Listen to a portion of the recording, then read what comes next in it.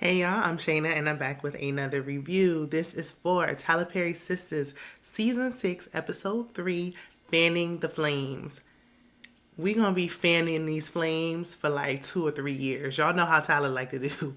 One day is 5 years, okay? But let's go ahead and jump into it if you're new here or if you're not. Either way, if you enjoy this video, check out my other content. Be sure to like, comment, share, subscribe, watch the video all the way through because it starts to get good as the episode goes on, okay? So let's go ahead and jump right into it. We start with Pam. We know we ended last week when she was like, OMG, the shop. So now she actually got out the car. And she walks up to the shop and there's two firefighters talking and she's trying to show her acting range by trying to force out some tears that never fell. So she's like, what's going on? What's happening? Like, who's in there? They were like, there's a body in there. She's trying to figure out if it's Karen and they're not telling her any information. So immediately Aaron comes and I'm like, she literally just hung up the phone. Was he waiting in the parking lot? Because when they showed him talking to her, he was inside the house. But now how he get there so fast? Did he move in the same plaza as the shop? What is happening? But Pam, she ready to call her mama. She like, we gotta tell her mom. Like, she think it's over with. She think, she done, some Bone Thugs and Harmony started playing. They was met at the crossroads. She thinks that Karen transitioned.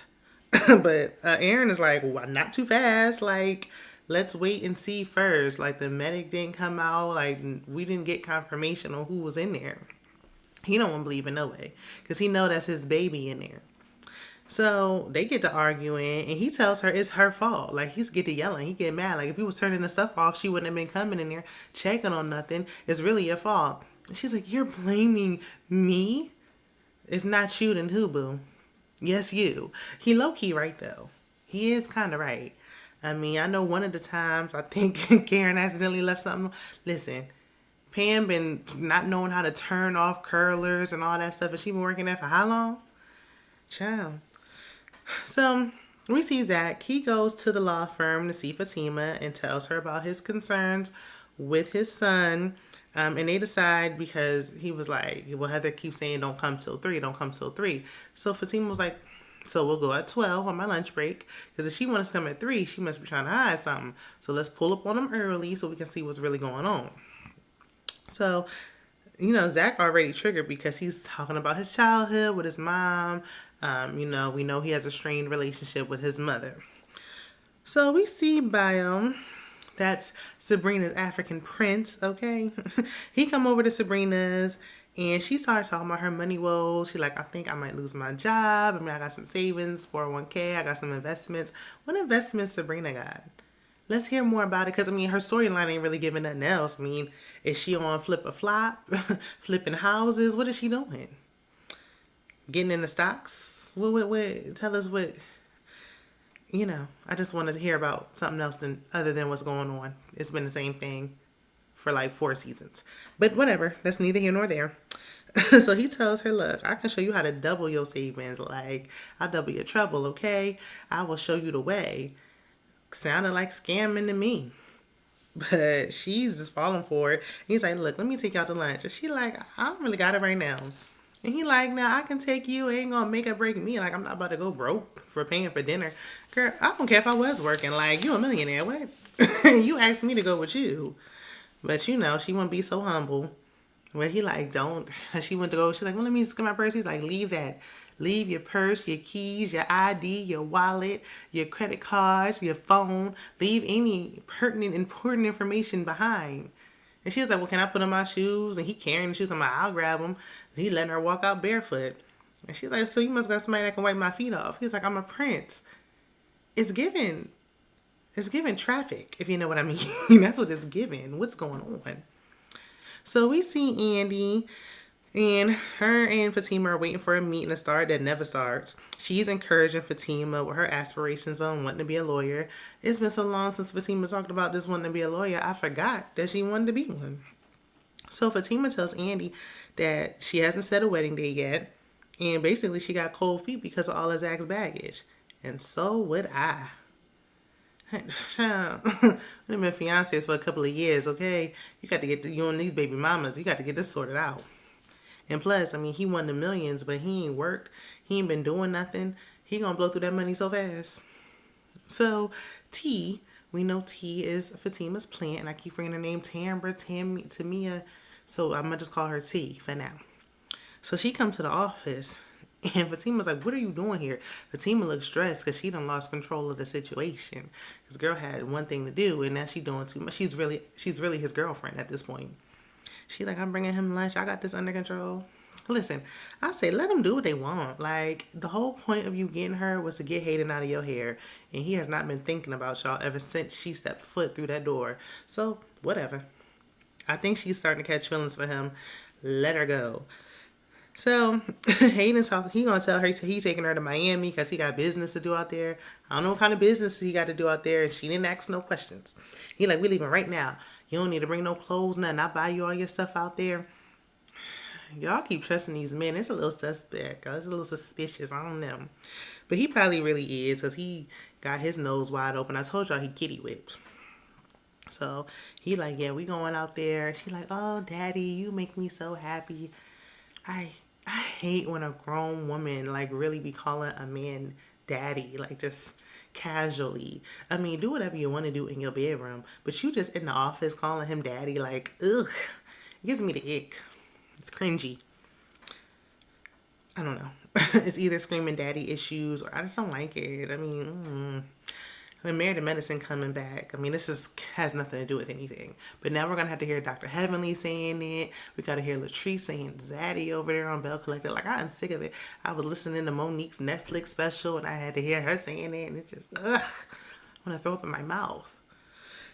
But anywho, so they arrive at Danny's airline because she is literally the only airline in the whole entire city. They said they in Atlanta, but you know, they in Tyler Perry land.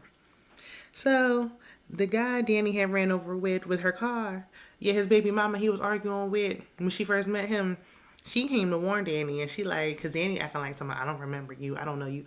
Girl, we know who that is. You know exactly who she is.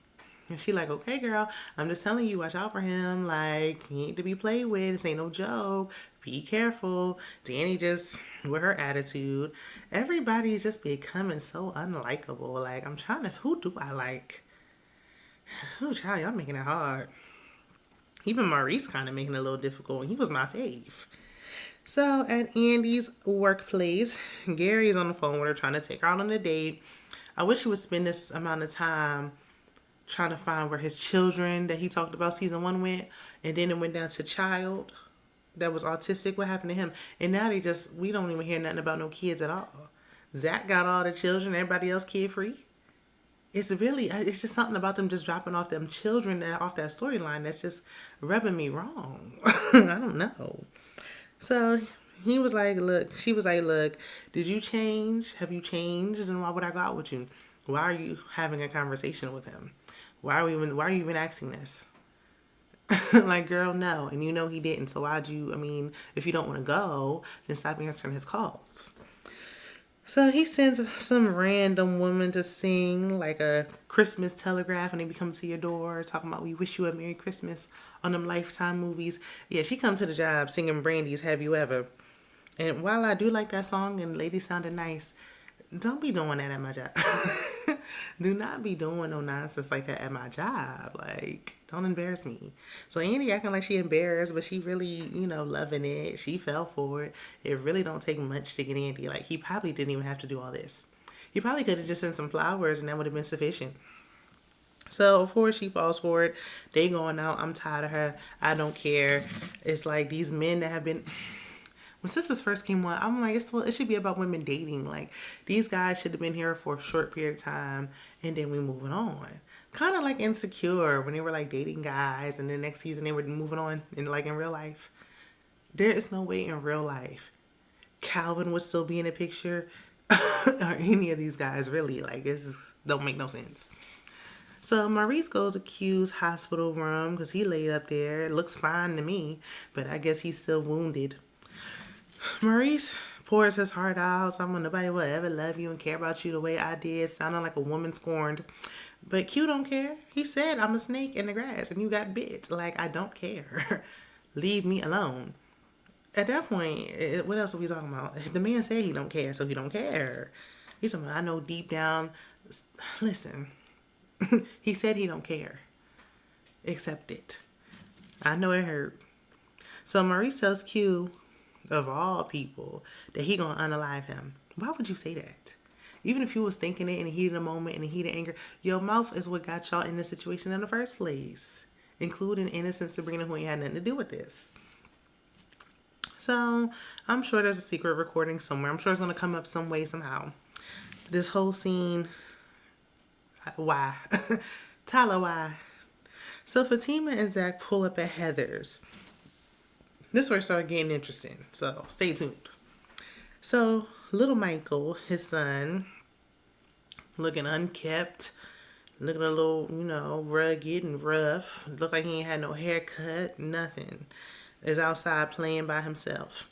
Heather's nosy neighbor told all the business. How the boy be out by himself all day and night, all day, every day, no matter what the weather is, rain, snow, sleep, and everything. It don't much matter. He out there. And she's like, he can't talk. He be hungry. He still wears diapers. I mean, I called the people several times and they ain't take him yet.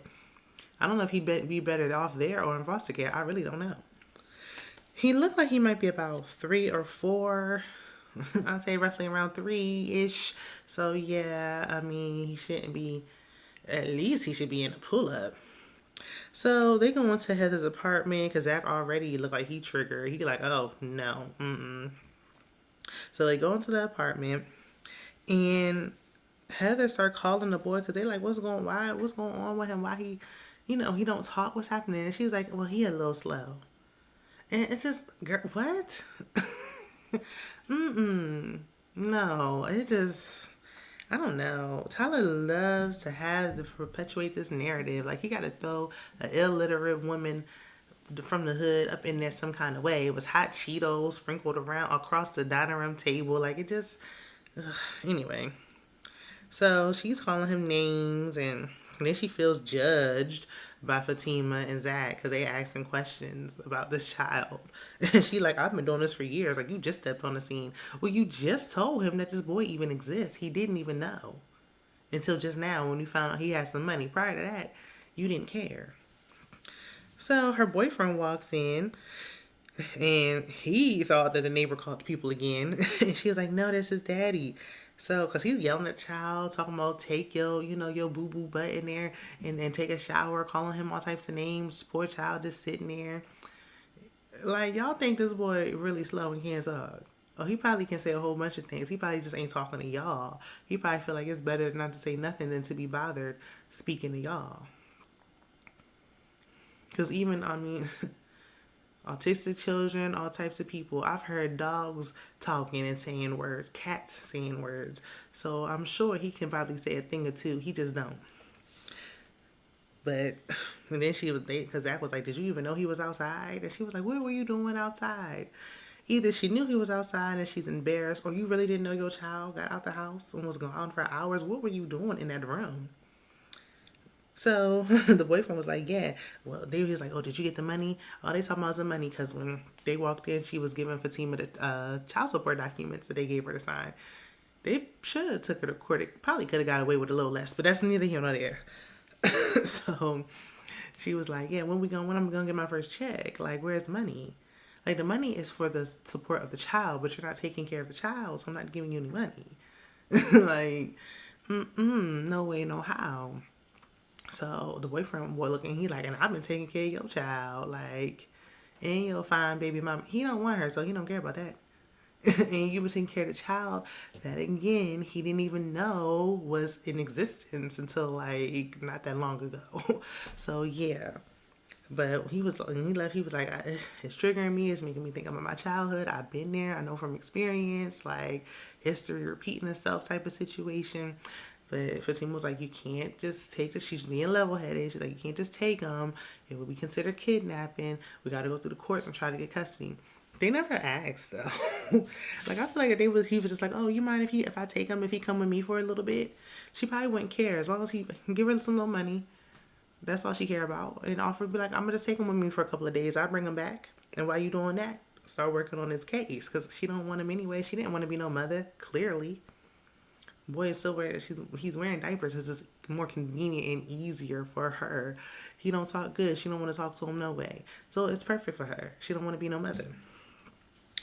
So they go to talk to Andi because they trying to figure out how they can resolve this. I'd be glad when Andi be like, I'm a divorce lawyer. Stop asking me about family law. I don't know.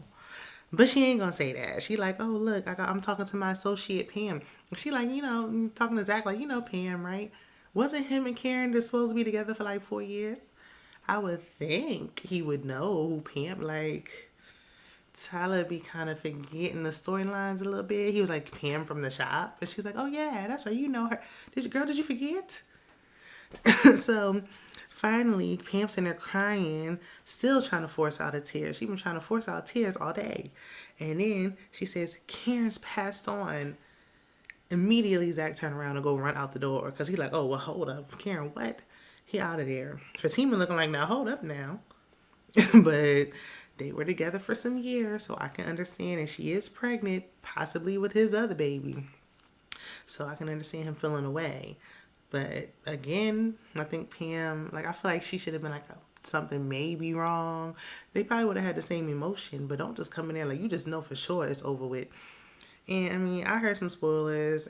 I don't think it's Karen. Like, we still got to figure out what's going on with this baby. He ain't about to get rid of a main acrimony storyline. But Pam did all that talking. Pam trying to show us some range. Pam trying to act. Okay, we see you, girl. Y'all let me know. Do y'all think Karen made it?